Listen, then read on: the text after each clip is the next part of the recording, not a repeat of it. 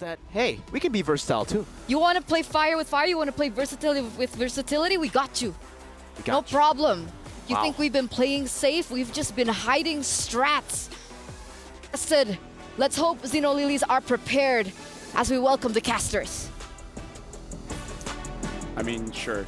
Hey guys, what's up? This is Phil as well as Rex. We're gonna be casting for this game, and let's talk about the draft, man. Not gonna lie, I'm okay with it. Gwyn in the mid, I'm okay with it. It's definitely very theoretical in a sense. There are lots of possibilities here. I mean, we were just talking like, how do some of these mechanics work?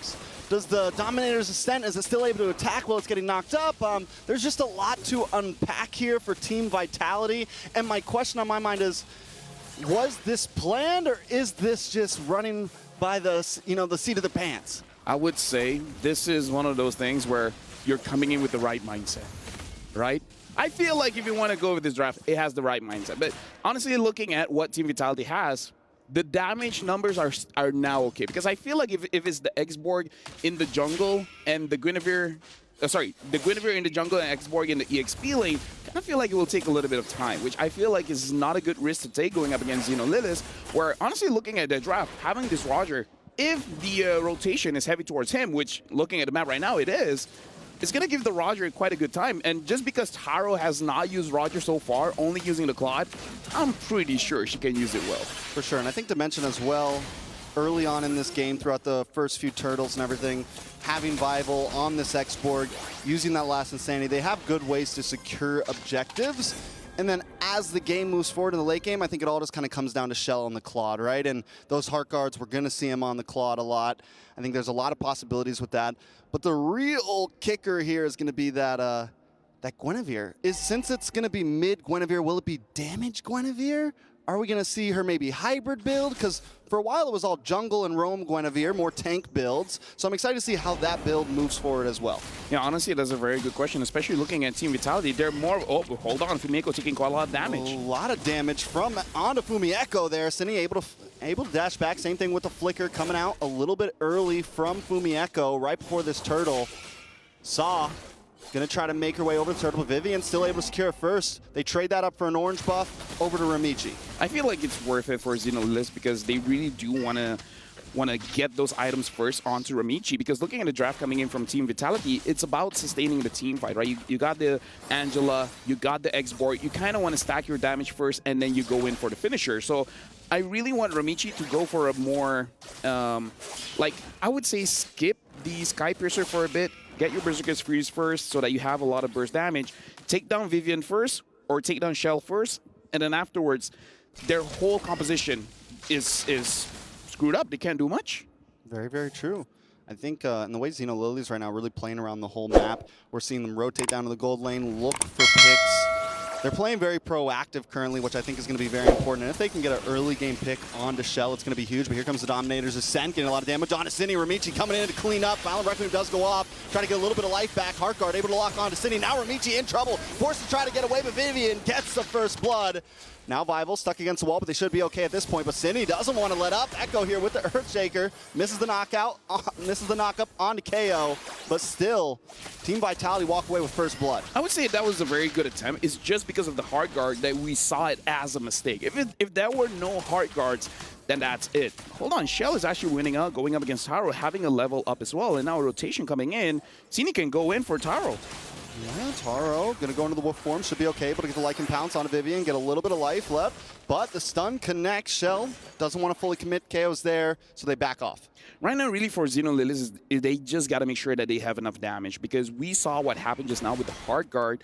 And again, talking about the draft coming in from Team Vitality, if you shut down Shell or you shut down Vivian, most of what they want to do is not really applicable. The X-Borg is going to be a bit of a problem, but again, I feel like as long as Shell or Vivian are taken care of, ZINO Lilies, they have a good time. The only thing is, do they realize this winning condition coming in from Team Vitality? If they do, and they execute them first, I'm actually looking forward for ZINO Lilies to take game number 1. Yeah, I would say that ZINO Lilies, I mean, the way they've been hovering around that gold lane, checking in regularly if they can get something on a shell, they know the possibilities there. The good thing for ZINO Lilies here is that they do have a lot of outs, but here comes the turtle. Daisy holding down the front side. Vival still able to get it. Ramichi does dive in, but still misses. Dominator Zet comes in. A nice wild charge to get the knock-up onto Fumieko, but the heart guard, just too much sustainability. Taro gonna get involved now with the Lycan Pounce onto Fumieko. Gets the kill. Taro now trying to get away. A nice Tempest of Blades to get the knock-up. Vival, Cine, more members dropping. But now you have 2 members that you really have to worry about. Looking at the builds here coming from Taro, it's a Sky Piercer first item. So they can eventually snowball off of this, especially if Vivian is not careful with her positioning. It's going to be an easier target for the Roger to eventually take her down. Something that's crazy to point out, though, and this is the thing about Shell, she's still holding a 400 gold lead, even with Taro having those 2 kills.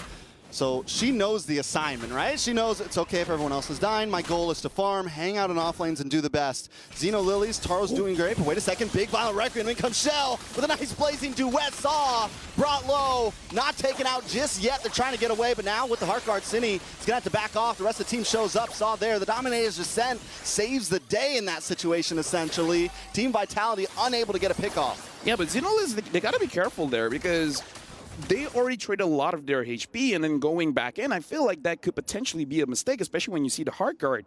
If you see the Heart Guard, I kind of feel like you just back off a little bit because no one's in any real danger, and then you're going to be fine. Especially now that Vivian has the Flash of the Oasis, they do have to be a little bit more wary, right? If you see the Heart Guard, really think to yourself, if you want to kill someone, kill the person that doesn't have the shield and do it fast. Yeah, even if you're unable to get Shell, take someone else. Take someone else, because exactly. if you can break down that front line, because that's the thing, Vitality has this huge front line to protect Shell. If you can get, wait a second, wild charge comes in, Fumieko gonna get knocked up. Daisy able to secure that turtle with a nice penalty zone. But now Vival forced to back off, using the last insanity defensively. And comes the Dominator's Descent, getting some nice damage on Cine. Ramichi trying to follow up as well, but Vival in the jungle, taking damage. Daisy looking for one more shot and able to connect it. The hammer drops, and down goes Vival. But now the Violent Requiem knocks up Daisy, so they can secure a kill for themselves. KO now in trouble, forced to use a flicker past the wall. Saw trying to zone away Cine here, but Cine's not taking anything slightly. It's going to be bad, man. Team Vitality keeping up, even in an early game where their comp isn't exactly, you know, they're more of a scaling. They're still able to put out some punches. Yeah, but can we talk about the worry coming in from Team Vitality at this point? Because Vival throughout MWI doesn't seem to be having a good time. There's so many turtles as well as lords not being secured. Look at the clip here where a good initiation coming in from Kao, but again, Daisy being able to steal that one away, that's clutch. And here, Vival, even though she had the Heart Guard, Daisy still had enough damage to get the kill there. This is becoming a problem. It looks like ZINO Lilies, they might understand how to take down Team Vitality and perhaps just shutting down their jungler. And now they want to shut down Shell. Ooh, oh wait, the Violent Requiem to save the day. Kao tries to do something there, but unable to get the wild charge off. They do back off. But as you said, ooh, Dominator's sent under the tower, and you know, we've seen the Zas picked up a lot, but I think Saw has probably played it the best of what we've seen so far. I've been questionable about it, but Saw is just performing on it right now, even outputting some decent damage this early on in the game with it.